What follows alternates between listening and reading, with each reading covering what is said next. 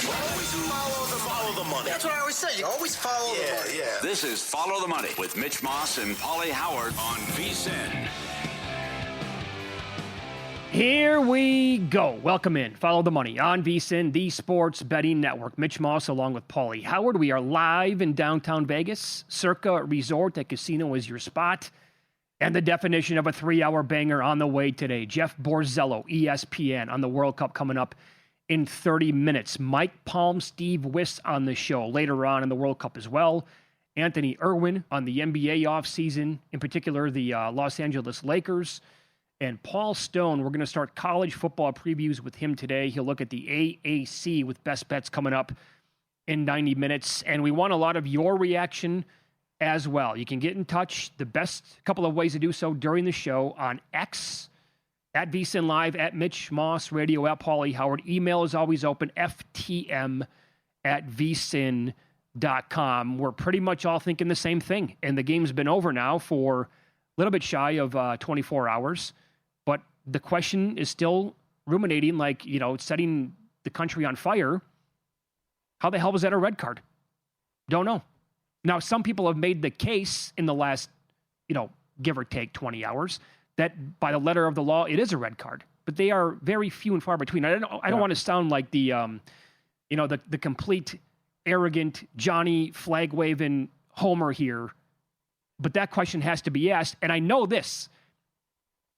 We have the answer to this question, and that is, what if Messi did that? Would he get a red card? Not only would he not get a red card, he won't get a yellow card. And what he did was worse. Yep. And yet USA gets completely bent over last night with that rule. I don't know how they did that, Paul. That run we experienced last night on the air before one of the worst trades in NBA history. If you watched the end of the Senegal match and watched USA, if you tap out on the sport, I don't blame you and say I can't do it. Also, what happened to home field advantage? You think that's going to happen Sunday in Mexico? There's no chance. They'd riot and kill the ref if that happened. As we said at the end of the Senegal match, stay out of the way. Don't decide this. There's too much on the line. The other thing is, as Grant Paulson, who's been on the show many times and covers the Commanders, said, this is like the death sentence for a speeding ticket. The penalty is already he's out for the second half. Now he's out for the Belgium match. Oh, yeah, only their best player. Yeah, and it's an accident, and it wasn't even called on the field. So, again, hardcore soccer fans saying this, that VAR is doing a lot of damage to this sport. The best quote I have seen thus far is VAR is supposed to correct clear and obvious errors, not turn every 50-50 duel into a courtroom trial. Every time a ref is dragged to the monitor, the game loses part of its soul. And the other thing is we cannot have replays in super slow motion as well. And by the way, that's in the VAR protocols. And I'm glad Taylor Twellman got this in the rule book and tweeted it out. Here you go. In the fine print, in general, slow motion replay should be used for facts, e.g. position of offense/player, point of contact for physical offenses, and handball, ball out of play, including goal, no goal. Normal speed should be used for the intensity of an offense or to decide if it was a handball offense. Normal speed. And so when they go to the VAR and they're going to slow it down like that, you know what the decision's going to be, but you can't. This is like what we've been saying for years in the NFL with like the physics and the roughing the passer stuff. My God, what are we doing here? Use your brain with something like that. 90% of the time, I'm throwing out roughly here, 90%, it's never going to be roughing the passer because you can't control your body and how you're going to come at the quarterback as a defender. Then you land on the guy at the same time. This was completely inadvertent. Yes. What's he supposed to do with his foot? Yeah. A lot of people saying this too. You lose credibility. You absolutely do as a sport. 2 goals disallowed. The offsides will set aside. We'll attack that for another day. But just the frustration of what we've seen in this where, people want to buy in and watch, but this is why you won't approach NFL with crap like this. Yeah. And it's the penalty is outrageous. For him to miss the second half, we have to play a man down. And now he misses the Belgium match, and you cannot appeal. Can't appeal, but then there actually could be harsher penalties coming down. It could get worse for him. Yeah. Come on. Yeah, and this will tell you again. So I'm watching the match live like everybody else with my wife. And as it's unfolding, I'm telling her in real time what the red card, the potential of the red card is going to mean. And that is he's going to have to miss the rest of this match, and they cannot replace him. And then, by the way, he's going to miss the next match. She thought that I was BSing her the entire time. She couldn't understand it. Like, that's the dumbest thing that she's ever heard. And you brought up Grant Paulson, radio host in Washington, D.C., who's been on the show many times, and he admitted, like, he's not a soccer diehard. And then a soccer diehard got back to him and basically said, clearly accidental, but it was definitely a red card. And Paulson said, I will defer to you. I assume you're right. Mm-hmm. I can't stress this enough. If that foul was worth playing 11 on 10 for a third of the game and losing your best player for the next game, I just can't get into the sport. Yep. I don't blame him. Can't do it. If that's your reaction, I don't blame you either. And also how many goals have been disallowed as well. I got no problem with that. Kylan Mills, per FIFA rules, a yellow card is awarded for a reckless challenge. Tripping, tackling, grabbing, interfering during play. A red card is given for a serious or dangerous foul that goes beyond what a yellow card would merit. Punching, kicking, headbutting, spitting. It was not egregious. Shouldn't have been straight red. Sure. And it also, the number one thing on the search engine on social media was people looking up what's a red card as well. Right. So, but they also did a bad job on the broadcast explaining the ramifications of what happened as well. Once that happened, it's okay. Well, we're down, but he can't play against Belgium. Well, and this was the takeaway from their rules analyst, Mark Clattenburg, giving his thoughts on the red card at that time. The problem you've got is, to reach a criteria of the red card, it has to be some speed, there has to be some force, and there has to be some malice. This lacked that. But what it does have, which is what the element of the VAR is hiding behind, is it endangers the safety of the opponent because of that foot-on-foot challenge, which could have acted and ended with a broken ankle. So what they've done is they've looked at the consequence of the challenge. However, in my opinion, this didn't endanger the safety of the opponent. Balogun doesn't even look for the foul. It's one of them where it happens in a split second. He puts his foot down and catches the opponent. It was an accidental challenge, and for me, this did not reach the criteria of a red card, and it shouldn't have been a VAR intervention. Yeah, let's use our brain here again. Good job. There was also a referee who used to work in the Premier League and said the Messi play was much worse. I know, because he said his cleats were up. And then you can come all the way down like that, and then when it happened last night for Team USA, the foot was already down, so it's like it makes sense again, because you can bring your force all the way down like that, like Messi did. And isn't it funny with the superstar treatment that he gets in the first match overall, and not even a yellow card, Paul, not even a yellow card. And last night's result was a red card when it was a total accident. Back to what you said with common sense, and you're trying to take out the violence in a violent game with the NFL. These guys are running full speed. There was a big forearm shiver by a Bosnian player. How about the clutching and grabbing and holding jerseys? How about the Balogun, if would have flopped, probably would have got a penalty. Oh, I retweeted this earlier today. Yeah, they knocked him down. They grabbed his jersey. If he would have embellished, he would have got the call. Sure. They're holding and clutching for 2 hours, nothing. And no call there. I mean, the defender for Bosnia is reached out like this. He's got his jersey, and he cannot make his progress. There's no flow allowed there, and he's impeding what he's trying to do on the pitch. Nothing. How do they miss that? It's right there. Yeah. Your eyeballs have to be on that as the focal point of what's going on the pitch at that time. And as, you know, when we're watching that Belgium match yesterday against Senegal, I'm thinking in my head, okay, when Belgium came back and they won the match, I thought that's a good thing for the U.S. because to me, Senegal was clearly the better team yesterday. And I think Senegal is better than Belgium anyway. And I'm thinking they caught a break against Belgium. Well, now they get no break whatsoever. Oh, there's a big step up in competition Monday. These guys are top 10. But it's going to be difficult, and we'll see if we can overcome it. Arash Markazi, a staff member for Team USA, has a collection of photos on his phone showing fouls against them worse than Balogun's red card today. None of those were fouls, he said. They're outraged. They're livid. They should be. Yep. Pochettino as well. I mean, it's like there's no way that should be a red card. And how they get it, that's a big thing, though, too. I understand the superstar treatment. How about some little home cooking? That's, you know what people are watching and want to see. If any chance we could make it to the Final Four or the final, I mean, maybe these approach Super Bowl numbers. Who knows? We play Turkey, nothing's on the line, and 17 million people watch. Paul, can you imagine? Now, this sounds crazy, but can you imagine what it would be if we would get USA and Mexico in the finale? That is the ultimate dream scenario. And then, unfortunately, it'd be played at MetLife, which would completely stink. Yeah. But I cannot even fathom if we would get that kind of a break going in. But there's also this Dallin Cuff, who's been on this show several times every week throughout the course of the World Cup, also on a numbers game. He was on earlier today talking about the red card and how it was egregious in his opinion. That's an egregious red. By the laws of the game and how it's defined, there are words like brutality, serious foul play, attempt to injure, violent conduct. None of that was there. In all honesty, the challenge came from Flo's back. Like, he can't even see what's happening there. And as he's trying to fight, as the defender gets around him, his leg, he's off balance. His foot has to come down somewhere, okay? He's off balance. The guy's coming from behind him. He doesn't even see him, and then he gets red carded for it. This is where VAR is flawed. If you see it in slow-mo and you break it down, you create something out of nothing. That is, if anybody's played the game, that is a kind of an innocuous challenge in the fact that he didn't try to do it. If you want to give him a yellow for it, okay, I'll give you that. A straight red, and I think one of your tweets said, I mean, it's ludicrous. It was an absurd final call. And when you look at not just the Messi play, okay, I know it's the easiest one to draw the comparison, and FIFA fixes things for Messi. He made a challenge. And when I watched that game, I watched that live, I go, ooh, that's not good. And I couldn't believe he didn't even get a yellow. I thought he should have. I mean, I thought they were going to review it. They didn't do anything. And you can say it's because Messi, but the difference is, guys, is he was running to make a challenge, and a late one at that. He put his heel up and raked down the guy's calf to foot, similar to Balogun, but his was intending to make a tackle. I agree with him. Oh, that's A+. That is. I think that's excellent. Yep, it's great. Yes. Now, in terms of betting, we saw, I mean, how did they open up $1.50 against Bosnia? That was a horrible number. Yeah, clearly. Because you know where the money's going. Absolutely. And now it opened up basically a flat pick'em last night against Belgium. Well, he's not going to be able to play, and now USA is still taking money. And I would assume they're going to keep taking money over the weekend.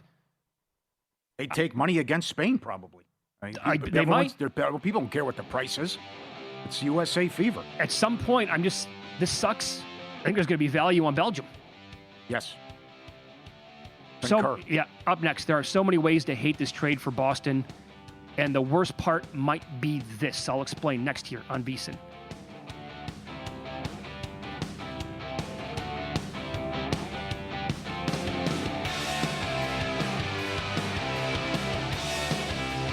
So you're listening to this podcast because you want an edge. But what if I told you you're only halfway there? You've got the mindset. Now it's time to get the toolkit to match. Here's the thing. Pro bettors spend thousands on data and tools, but what they don't want you to know is you can get the same edge for a fraction of the cost with VSiN Pro. With VSiN Pro, you get access to expert picks, public betting data, prop projections, powerful tools, analytics, and more. Tap the link in the description and see why thousands of bettors are already using VSiN Pro to cash more bets.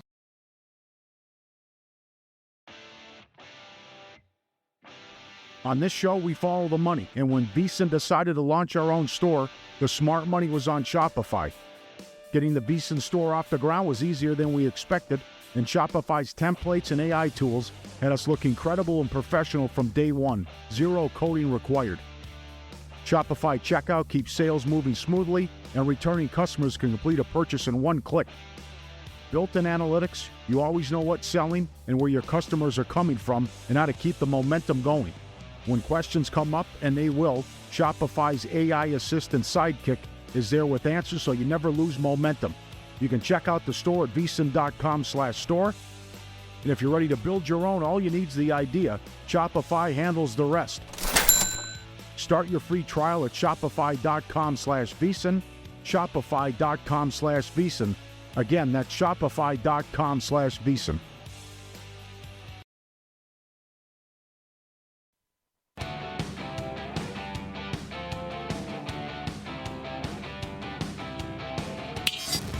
This is Follow the Money on VSiN. Spain still leading here in this round of 32 match 1-0. They play in the 53rd minute. I know a very popular bet in this match, vsin.com, Alex Blowers, Nigel Seeley, Spain to win to 0, which before the match turned into a little bit of plus money. They have that. This is, again, you can tweet the show always at VSiN Live, at Mitch Moss Radio, at Pauly Howard. This is from Joe to Fan, huge soccer fan on the East Coast. Where was Balogun's foot going to go based on the video that we all saw? It was not intentional, no blood, etc. Yes, it was possible, all caps, that the kid from Bosnia would possibly get hurt, but I doubt it.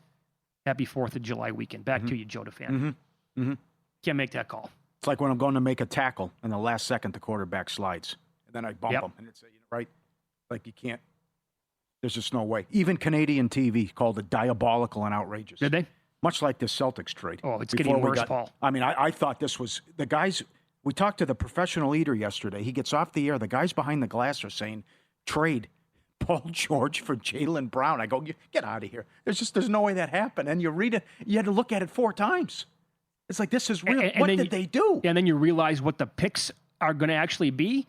And there was a Keith Smith, he's been on this show on the network again. He covers the NBA and the Celtics. He basically broke down all the picks. And at the very end of the tweet, he said, so Boston either comes away with a decent pick somewhere between 1 and 16 through a swap, or they pick up an extra pick. He said, basically, you have to root against the Clippers, Sixers, and the Spurs in 2028 if you're a Celtics fan. They have to now root against this core of the Sixers, which today they're a better team on paper. They also added Anthony Simons, by the way, than Boston, in my opinion. And you have to root against San Antonio to get you have to root against the Spurs?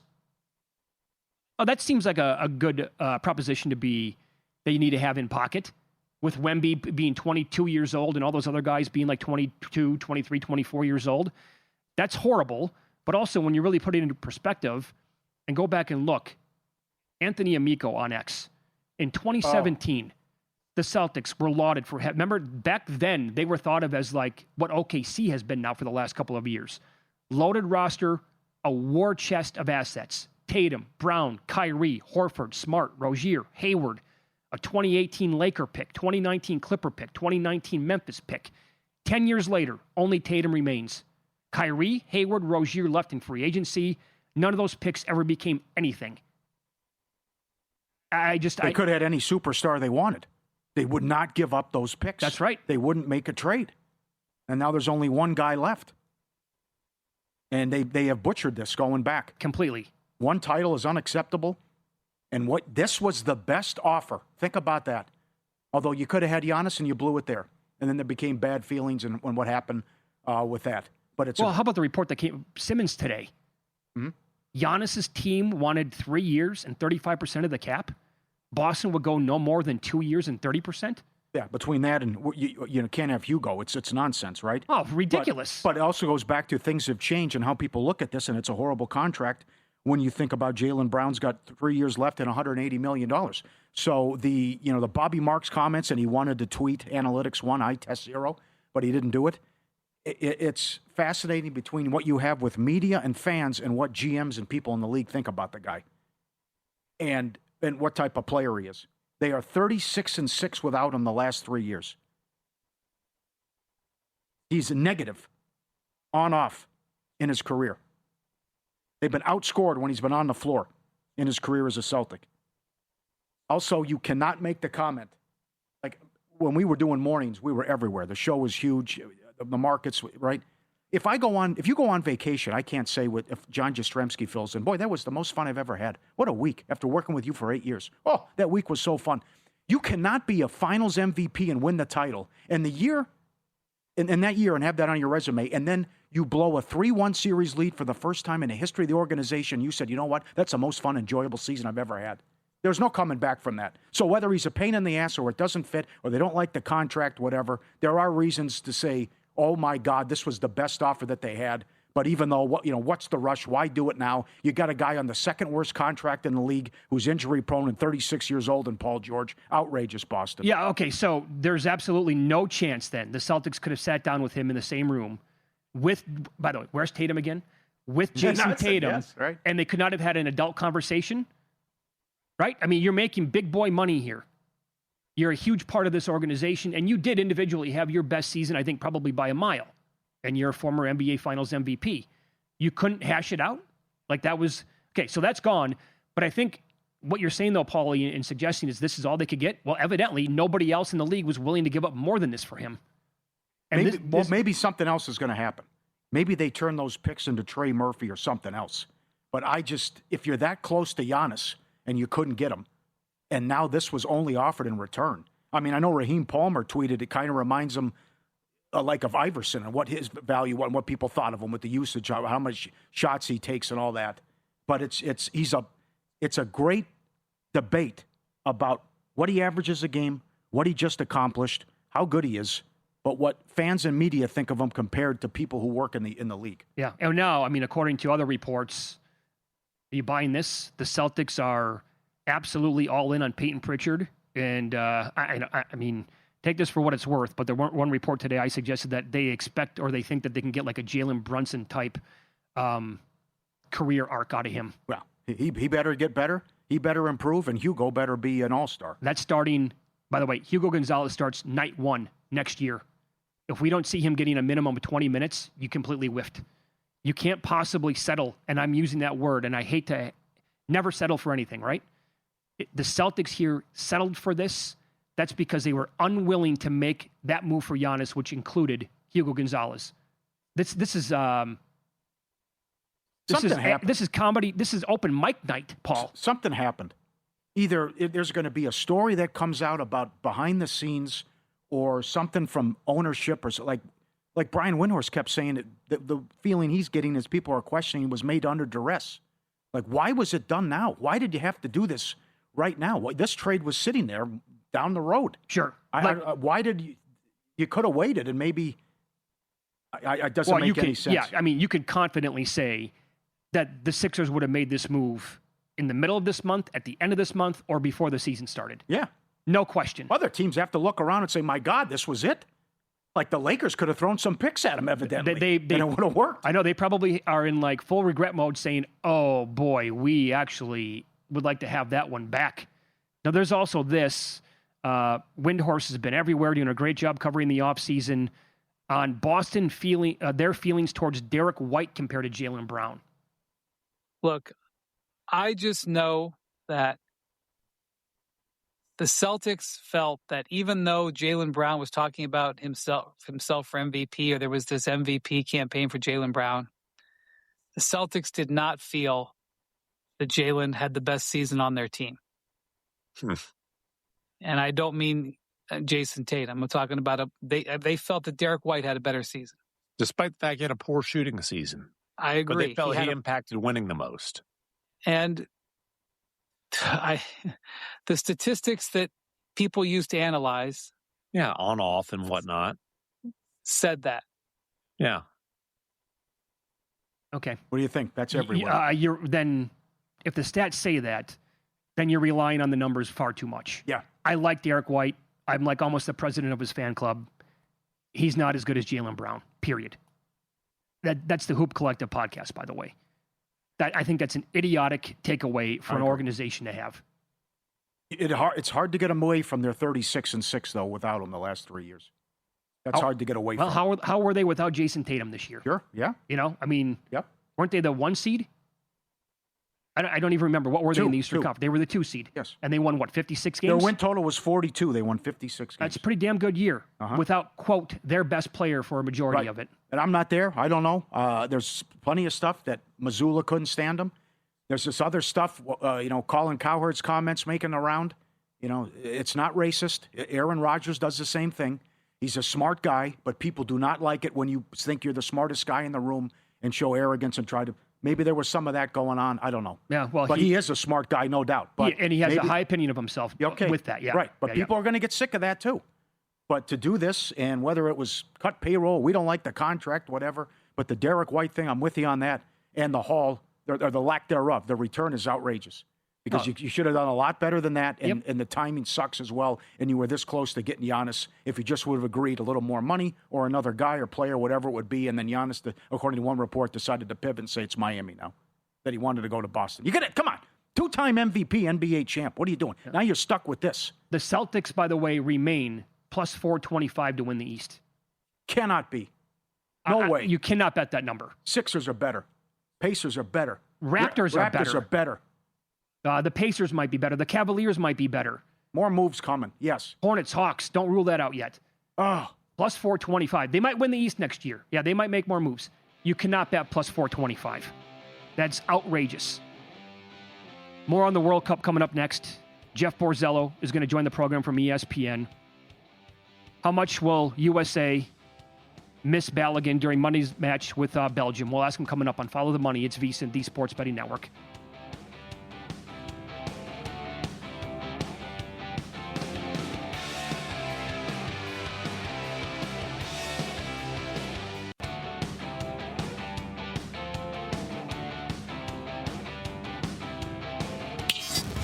This is Follow the Money on VSiN.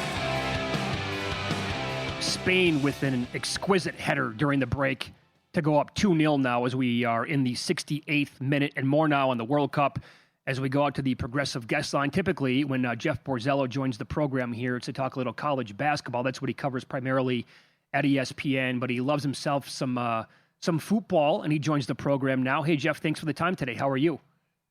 I'm doing great. I appreciate you guys having me on to talk something besides college basketball. For sure. We'll get your thoughts on Spain overall coming up in a few minutes. But overall, how strong of an opinion do you have on that red card last night? I thought it was harsh to send him off. I mean, it was not high, particularly high. I mean, if he did it intentionally, obviously it would have been a straight red. It was not as high as, say, Messi's from earlier in the tournament. A lot of the other red cards we see at the club level over the past few months. I mean, it was obviously he raked down on his ankle, but it wasn't over the ball. It wasn't knee high. It obviously wasn't intentional. He wasn't looking at the player when he did it. I thought it was harsh to do it, especially given that, the ref was looking right at it and called nothing in real time. It wasn't like it was upgraded from a yellow to a red. There was no card and went straight from that to a red card. So I thought it was harsh to send him off. Shouldn't there be an appeal process too? About is he really out for the next match as well? Can't we do something about that moving forward? Yeah, I saw FIFA confirm last night that there's not even a mechanism for an appeal, which surprises me in a way. I mean, I don't think it would have been overturned on appeal anyway, given that VAR is the one that suggested it'd be a red card. But to not have any sort of path toward even attempting an appeal just seems kind of strange to me. I mean, the Premier League obviously has appeal processes. All these other club level leagues have appeal processes. It feels strange that there's not even a process or a path to a process at the World Cup. Well, can you explain how good Balogun has been in this tournament, how good he was last night in that match before the red card, and how much they're going to miss him? How do they replace him against Belgium? Yeah, he's been terrific. He's been on the ascendancy for the last couple of years, playing domestically. Been terrific in France, scored 15 goals this past season, and he's just offered a threat, both running in behind defenses, and also you could play the ball to his feet, and he's beating defenders one-on-one. I mean, he probably deserved a penalty kick at some point in last night's game. I don't think it was on the one where he dribbled past the defender and fell down. And there was one where he was being grabbed by a Bosnian center back as he was going past them into the box. So he's just been a nuisance throughout the tournament. And Ricardo Pepi is the like-for-like replacement as a striker against Belgium. I do think that, and I don't know if the U.S. will do this, but I think Pulisic could play some sort of false nine role. Okay. I mean, Senegal against Belgium yesterday, they played with Ismail Assar as their striker. He's not a natural striker, but he can drop in possession. He can make runs behind. He can finish. Pulisic can do that. I think he's more dangerous when he gets ball to feet on the wing and can beat defenders one-on-one. But I would feel that U.S. is going to be more threatening with him, just kind of occupying center backs, and you can move Tillman up to the wing. You can play Brendan Aronson. You could bring on an extra midfielder. I don't think U.S. has had much of a problem creating chances. I think that their wide rotations, bring fullbacks inside, having McKinney make runs from deep. I think they've been terrific in possession. It concerns me. I mean, Pepe, he has not really been in great form. And if those chances fall to him, the chances that have fallen to Balogun should fall to Pepe. I don't know if he's finishing them. I just feel a little bit more confident having Pulisic with his pace, his finishing ability, his ability to occupy defenders, draw them out, and then beat them one-on-one. I think that's at least an option. Again, I don't think that Pochettino will do it, but I think it's an option. Follow the money here on VSiN, the Sports Betting Network, talking World Cup, Team USA. Jeff Borzello, our guest, ESPN on the Progressive Guest Line. So USA opened up in the betting market about a pick 'em. They took a little bit of money. Surprise, surprise, against Belgium. Is there a bet to be made, you think, in that match? I think the U.S. wins 2-1. Okay. I think that, Belgium has not looked good all tournament. Right. In my opinion, it's sort of their generation after the golden generation that has always underachieved, and they're doing it again. I know they came back and beat Senegal yesterday, but if the U.S. goes with Pulisic on the wing, I think he's going to create tons of chances. Belgium's right back has been a pair of 30-plus-year-olds, which I know I'm older than them, but it's very old to be going against Pulisic in the World Cup. And then Belgium Jeremy Doku will cause problems for the U.S. The Belgium left winger, plays for Manchester City, incredible with the ball at his feet. But they've just been inconsistent in front of net.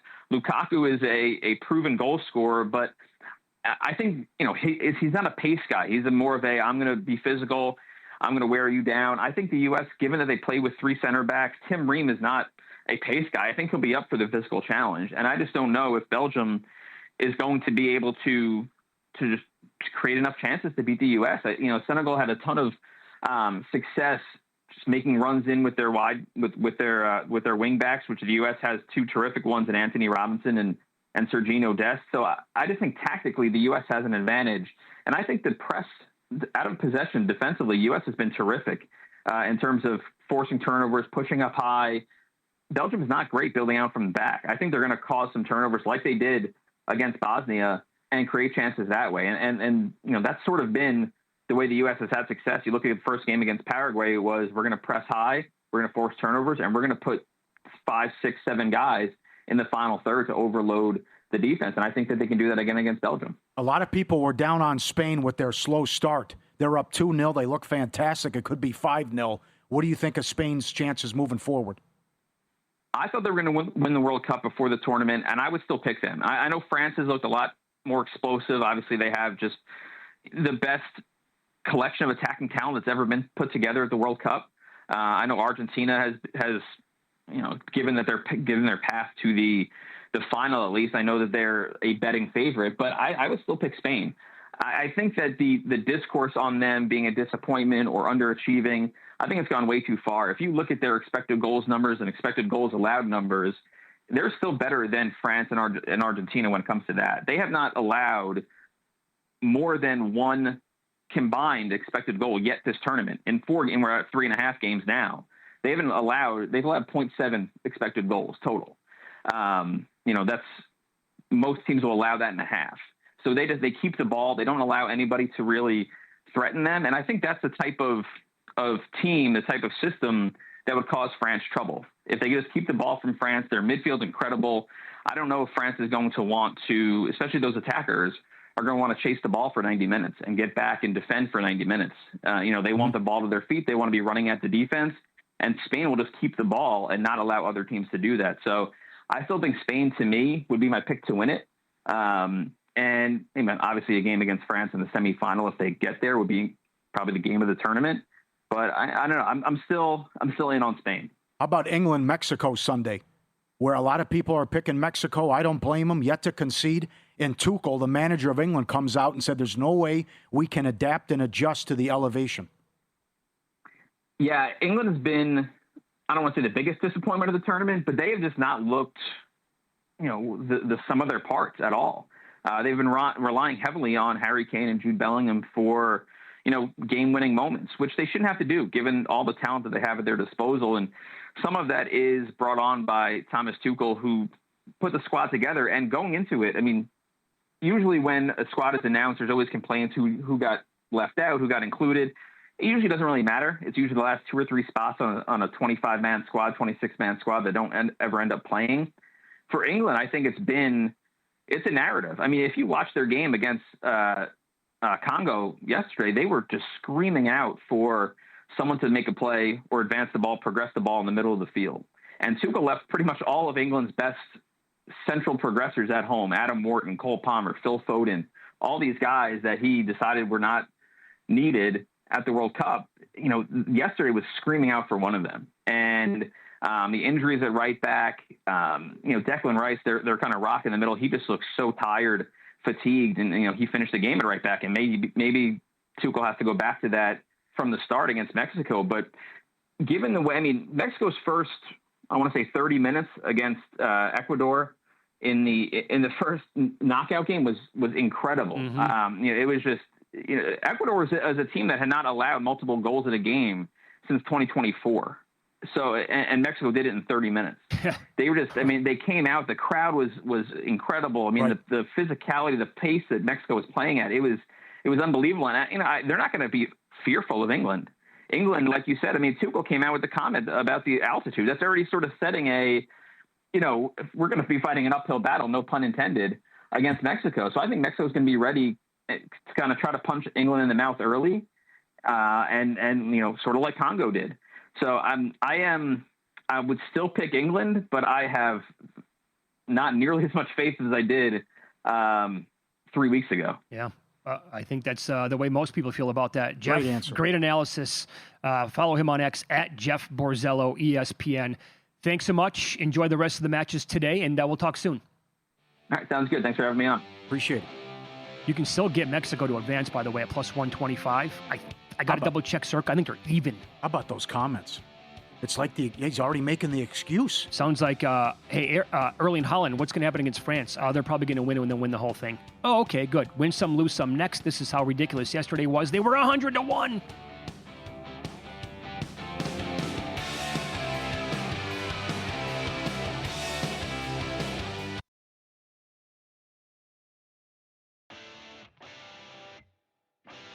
On this show, we follow the money, and when VSiN decided to launch our own store, the smart money was on Shopify. Getting the VSiN store off the ground was easier than we expected, and Shopify's templates and AI tools had us look incredible and professional from day one. Zero coding required. Shopify checkout keeps sales moving smoothly, and returning customers can complete a purchase in one click. Built-in analytics, you always know what's selling and where your customers are coming from and how to keep the momentum going. When questions come up, and they will, Shopify's AI assistant Sidekick is there with answers so you never lose momentum. You can check out the store at vsin.com/store. And if you're ready to build your own, all you need is the idea. Shopify handles the rest. Start your free trial at shopify.com/vsin, shopify.com/vsin. Again, that's shopify.com/vsin.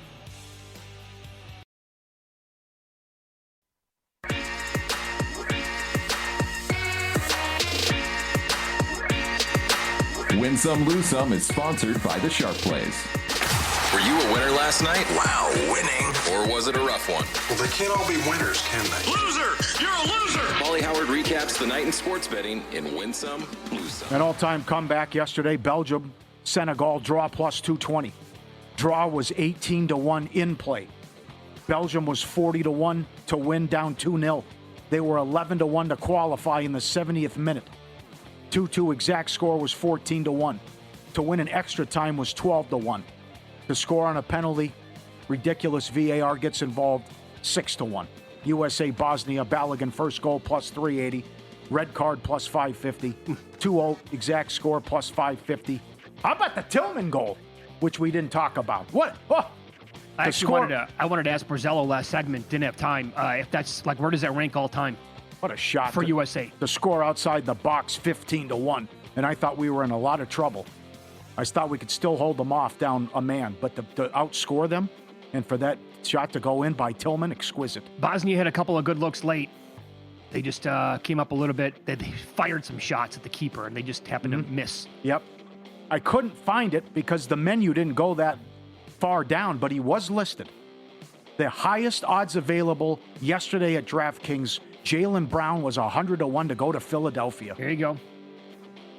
Check out what state you're in, but that's offered on all the players, and a big move at Pauly Market and others on LeBron to Cleveland today. Who saw that one coming, by the way? There was never one reporter who said, watch out for the Sixers. Well, it's also your rival who just took you out in the first round. I know. Who would think they do that? And for that guy with the second worst contract, arguably in the NBA, which I'll get to. For Paul George. Conforto, 2 bombs, 54-1. Swanson was 47-1 with 2. What do you think he was even for 3? Who knows? Didn't even see 200-1? Yeah, it had to be. Probably not even offered. Yeah, also win some, follow the money. We told you 2 weeks ago. These states get it right. Set your AC to 78 degrees. New York, South Carolina, right? People freaking out. No, 78, that's the way to go. Sure. That's good. Comfortable. You're going to be okay at 78. You're going to be just fine. Subscribe, be part of the team. vsin.com, our radio and podcast friends. Give me the volume here. This gal lives in the South. She's got two or three great dogs, Bama and Barkley. They got in a little fight here. Here, break it up. You know what? You know what? You know what? Look at the spots. Look at the coats. That is awesome. That's Barkley and Bama. She's got a couple dogs, though. I know the look. It's like you dumped ice cream on them. Oh. How good they look. And you could probably get $25,000 for those dogs if you wanted. Yes. That's my favorite line, too. That's just, you know what? Okay. You know what? You're in timeout now. You know. As Barkley likes to wrestle with him as he's tried to steal his harness from Alabama. That's excellent. That's up. She's got her great feature on Instagram. And this, look at we're going to need a montage. Oh, man. How about the montage of the first goal? all over the Kansas City, Southern California, Atlanta, D.C. Oh, yeah. They were just coming in. I tweeted this out earlier today at Mitch Moss Radio. I can't get enough of it. Right. I think it's always been there, but we've sucked. Yeah, but sure. Now that we're good and we got a shot here now, you're seeing it. Oh, I can't get enough. Paul, told you, this is going to be, if they make a run to the semis, or God forbid they actually play in the final, it's going to make the Knicks winning, it's going to be 10, 15, 20 times bigger than that. Yeah, Friday's your big boy. If we beat Belgium, we play Friday at 3 Eastern against, Spain or Portugal, possibly? One time. Right? Yeah. One time. Lose some, Celtics. Paul George is 36. He's due $55 and $56 million each the next 2 years. You also... Remember, don't call that. You had to attach a first-round pick to move him. Yeah, that's another great point about this. That they didn't get much. That's how bad the contract is. That's another thing, by the way, about the Hoop Collective podcast with Windhorse and Bobby Marks. So they're breaking it down, and then Wendy and McMahon basically go to Marks. They essentially got nothing in return. Bobby Marks says, they got like nothing in return. Yeah. It was kind of like what people thought with John Morant. In order to move him, you had to put a first-round pick on it. Senegal plus 250, and Senegal to qualify. A moose in that match. Horrific beat. Circa football contests are open. Don't have to live in Vegas to play. Winner Circle Proxy, a VSiN preferred proxy service. One trip to Vegas. Play all season long from anywhere. Schedule your appointment now. WinnerCircleProxy.com. After your required in-person registration, they handle your weekly submission so you can make your picks from anywhere in the country. I told you right away during the World Cup that I got the fever. The only prescription was more BTTS. So watching this like every single day throughout now for a few weeks, I wanted to go back with Lorraine and start watching Ted Lasso. A couple of reasons. Season 4 is coming out, I think, in August. And that soon? I think it's in August, yeah. Too much going on. Wow. Well, I know that. And also I made the comment a couple of weeks ago, like, is it really as good as we remember, or was it the perfect show for the pandemic? I like season 1. I thought it fell off. We have watched a couple of episodes I think we're 6 episodes deep now into season 1, doing it all this week. I got to tell you, it's as good as I remember. It's phenomenal, season 1. But I like Sudeikis a lot. Oh, no. Is that another goal? That's too easy. Oh, God, there's the over. And that's 2 for their main striker. And I know he was a betting target for some in the Golden Boot. I want to say that he has now 4 in the tournament. There's another one in the 89th minute, right in your ear. The late goals will not stop. Well, do they allow one here in the soon-to-be stoppage time? Because, again, to win to nil was popular. But they have looked awesome today. Oh, yes. Really good. Absolutely. I can't wait to see the expected goals in this match. What do you think of Philadelphia now? And it's just wild to look at the East odds.